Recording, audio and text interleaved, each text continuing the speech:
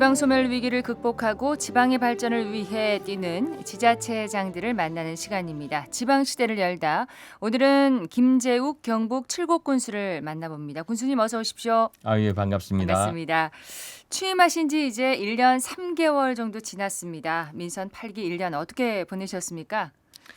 예, 지난 7월 1일 취임 1주년 기념행사를 대신해서 민생 현장을 방문하고 봉사활동으로 두 번째 2년차 업무를 시작했습니다. 예. 군정 구호를 곳간 채우고 경제 살리고 군민 늘리고로 정하고 5개의 목표 73개 공약을 중심으로 국민과의 약속을 실천하고 또 미래 칠곡의 성장 발판을 마련하기 위해서 노력해오고 있습니다. 네. 전문 경영인의 경험을 살려서 지역 경제 회복에 역점을 두고 군정을 안정적으로 이끌려고 노력하고 있습니다. 그래서 제가 칠곡 1호 세일즈맨이라는 생각으로 중앙부처와 또 경북도청을 수시로 방문하며 국비 도비 확보에 총력전을 펼쳐서 역대 최대 규모의 국비 도비 확보를 실천해냈습니다. 네. 그리고 우리 천주교인들이 평화를 갈망하며 걸었던 한티 가는 길을 통해서 칠곡군을 호국의 도시 이미지에서 미래지향적인 평화의 도시로 확장시켰습니다. 그리고 치열한 경쟁을 뚫고 문화체육관광부 법정문화도시와 농림축산식품부의 농촌협약 공모사업에도 선정이 되었습니다. 네.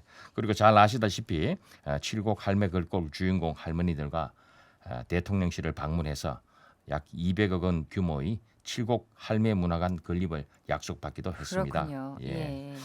낙동강 세계평화문화대축전 축제공간을 처음으로 우리 외관의 원도심으로서 확장해서 지역 경제 활성화에 기여하기도 했고, 네. 이 모든 성과는 우리 국민 여러분의 관심과 성원이 있었기에 가능했습니다.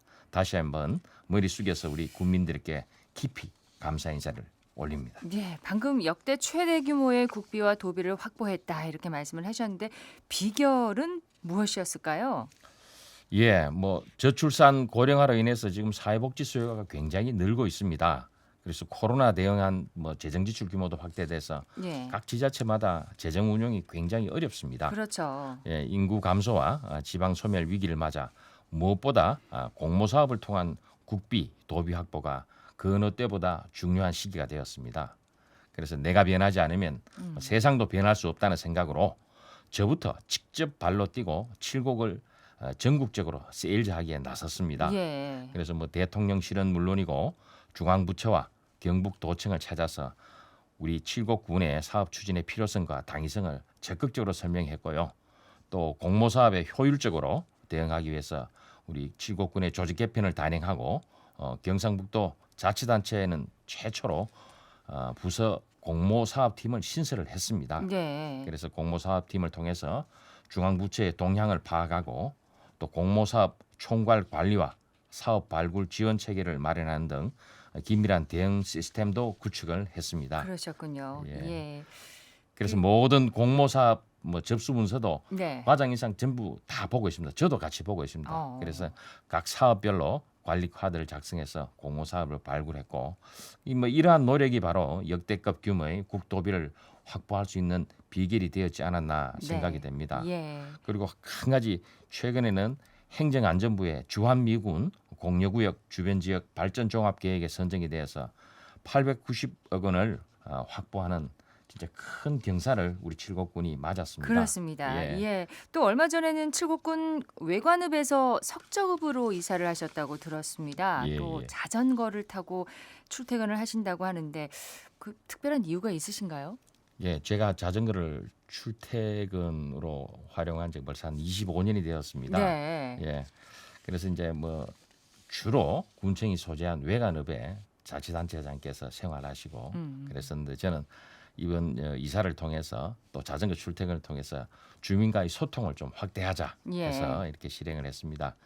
그래서 2년간 칠곡군에서 인구가 가장 많은 외관읍에 거주를 했는데 이제는 조금 불편함들 이렇게 찾고 주민들과 소통을 하기 위해서 석저읍으로 갔습니다.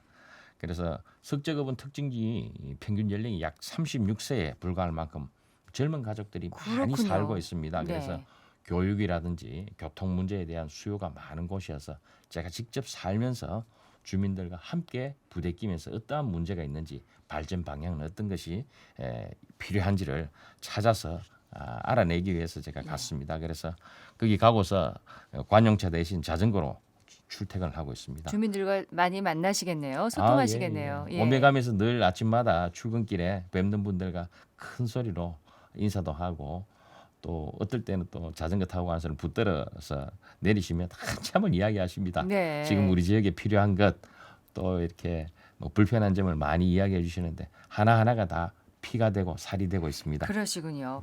또 최근에 다부동 전적기념관 관람객이 크게 이제 증가했다고 하던데 동상이 불러온 나비 효과다 이런 말도 있습니다. 어떻게 보시나요? 예, 그 백선엽 장군 그리고 이승만 트루먼 한미 두 전직 대통령 동상이 지난 7월 27일 다부동 전적기념관에 들어서면서 관람객이 굉장히 많이 늘었습니다. 네. 동상이 모습을 드러낸 지 한 달 만인 지난 8월에는 역대 최대 규모인 5만 명이 다녀가셨으며 지난해 8월 대비 5배 이상 늘었습니다. 그렇군요. 예, 그리고 관람객이 가장 많은 호국 봉헌의 달인 6월과 비교해도 약 한 43%가 증가를 했습니다. 기존에는 대구 경북에서 많이 찾으시는 분들이 있었지만 이 동상 건립 이후에는 수도권은 물론 호남과 제주 등 전국적으로 오시는 분들이 많아졌습니다. 그러시군요. 예, 그리고 예. 일반적으로 보면 단체 위주로 관광버스를 타고 많이 오시는데 요즘은 가족 단위의 방문객 비중이 증가해서 네. 아주 승용차가 가보면 많이 눈에 띄게 늘었다는 것을 실감할 수 있습니다. 그리고 동상 설치 전에는 없었던 개인적으로 방문하려면 대중교통을 이용해서 다부동 네. 전적기념관에 어떻게 갈 수 있느냐는 어. 문의 전화도 늘었다고 합니다. 그래서 국가보훈부 경상북도와 함께 미래 세대에 대한 안보 교육의 장이자 호국 관광 명소로 자리 잡도록 계속 노력하도록 하겠습니다. 예. 자, 그리고 또 국내 유일의 호국과 평화를 소재로 한 낙동강 세계 평화 문화 대축전 다음 달 13일부터 열립니다. 올해 축제는 어떻게 열리는지요? 예. 저희 칠곡구는 잘 아시다시피 6.25 전쟁 당시 55일간 혈전이 벌어진 것으로 절제절명의 위기에서 이 대한민국의 어떤 위기를 구해낸 아주 호국 평화의 도시입니다.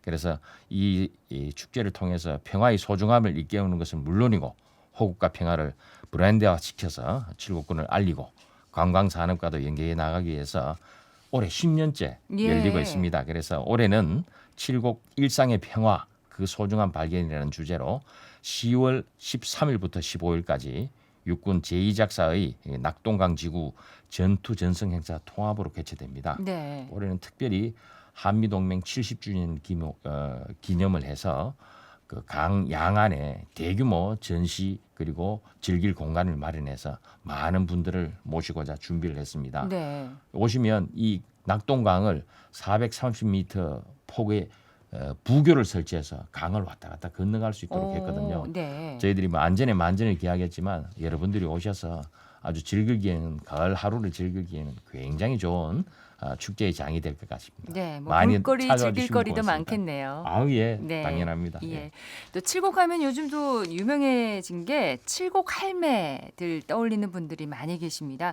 칠곡 할매 글꼴에 이어서 칠곡 할매 래퍼가 요즘 화제인데요. 예. 자랑 좀 해주시죠. 예, 칠곡 할매 힙합 그룹 순이와 칠공주 이렇게 이름을 했는데요. 지금 팬클럽까지 등장해서 클럽까지, 인기가 팬클럽까지요. 저도 가입을 했습니다. 인기가 많이 네. 높아지고 있습니다. 네. 사실 할머니들은 가난과 전쟁으로 여든이 넘어서야 이제 한글을 겨우 배우시고 그 배우신 글로 시도 쓰고 또 글꼴까지 만드셨습니다. 네. 그래서 이번에는 좀 다른 젊은 문화 랩에 도전하기로 하셨는데요. 지난해에는 칠곡 할머니들의 글씨체가 윤석열 대통령이 보낸 연합장에 사용이 돼서 화제가 되기도 했습니다. 그렇습니다. 예, 우리 순이와 칠공주 그룹 리더인 박점순 할머니의 이름 마지막 글자인 순을 변형한 순이와 7명의 멤버를 의미하는데요. 90이 넘은 할머니도 계시고요. 75세 최연소 할머니까지 8분으로 구성이 돼서 네. 우리가 평균 연령을 보니까 85세입니다. 어. 85이니까 사실은 그분들이 움직이시는 것조차 신기할 정도인데 랩을 하십니다. 이분들이 시를 쓰시는 거는 뭐 그러시구나 이렇게 생각을 했는데 어떻게 랩까지 또 이렇게 소화를 하시더라고요. 대단하십니다. 예. 네.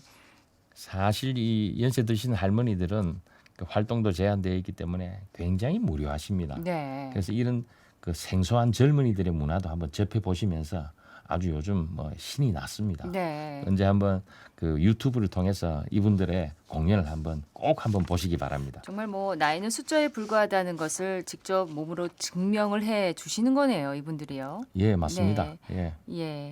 이제 한글 문해 교육으로 시작된 칠곡 할머니들의 이 멋진 도전이 앞으로도 어떤 방향으로 튈지 모르겠습니다. 그렇죠. 계속 저희는 우리 할머니들과 함께하면서 할머니들의 멋진 삶을 지원할 예정입니다. 네, 이분들이 또 칠곡을 더 홍보를 해주시는 것 같습니다. 감사합니다. 예, 마지막으로 내일부터 이제 추석 연휴가 시작되는데 지역민들께 추석 인사 한 말씀 해주시죠. 예, 존경하는 칠곡 국민 여러분, 그리고 KBS 라디오 청취자 여러분, 지금 들녘은 황금색 물결로 넘실거리고 오곡백과는 탐스럽게 익어가고 있습니다. 가을의 넉넉함을 담아서 추석 인사를 전해드립니다. 풍성하게 차오른 보름달처럼 올해 이루고자 하시는 소원, 목표 모두 이룰 수 있기를 기원하겠습니다. 이번 추석이 지나면 전쟁의 잔혹함과 호국과 평화의 소중함을 알리는 낙동강 세계평화문화 대축전이 우리 칠곡에서 열립니다. 다시 한번 많은 관심과 성원을 당부드리겠습니다. 아무쪼록 그리운 분들과 고향의 따뜻한 정을 나누는 넉넉한 추석 명절 보내시기를 기원합니다. 감사합니다. 네, 권수님 고맙습니다. 예, 감사합니다. 지금까지 김재욱 칠곡 군수였습니다.